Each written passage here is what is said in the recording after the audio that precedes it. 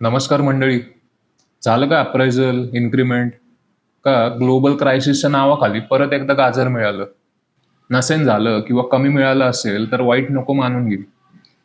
तुला माहिती आहे का ग्लोबल क्रायसिसच्या नावाखाली इंडियामध्ये 90% वर एम्प्लॉईजची पिळवणूक चालू आहे. गव्हर्नमेंटचा काहीही हस्तक्षेप नाही.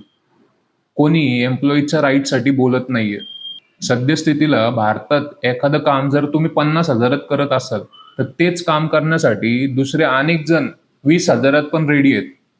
Same skill सेटवाले. 4-5 वर्षापूर्वी एम्प्लॉईज प्रमोशनची वाट बघायचे आणि आता तेच टेन्शनमध्ये असतात जॉब सिक्युरिटीसाठी. अप्रायझल नाही मिळालं तरी चालेल, पण फक्त जॉब टिकला पाहिजे अशा माइंडसेटमध्ये कित्येक एम्प्लॉई आहेत. कारण का होम लोनचा EMI भरायचा आहे. भारतामध्ये एम्प्लॉईजची डिग्निटी ऑलमोस्ट एका दिहाडी मजदुरासारखी झालेली आहे. मग तो एम्प्लॉई खालच्या लेव्हलचा असो का एकदम टॉप लेव्हलचा, सगळ्यांची तीच परिस्थिती. कधीही कोणाचाही जॉब जाऊ शकतो. या दयनीय परिस्थितीमधून स्वतःला बाहेर काढायचं असेल किंवा देशाच्या भविष्याला, तर जास्तीत जास्त तरुणांनी स्वयंरोजगार म्हणजे सेल्फ एम्प्लॉयमेंटकडे वळलं पाहिजे. भली मोठी होम लोन, प्रत्येक वीकेंडला पार्ट्या, प्रत्येक महिन्यात एक वेकेशन. आपणच आपल्या लाईफस्टाईलचे गुलाम होत चाललेलो आहोत.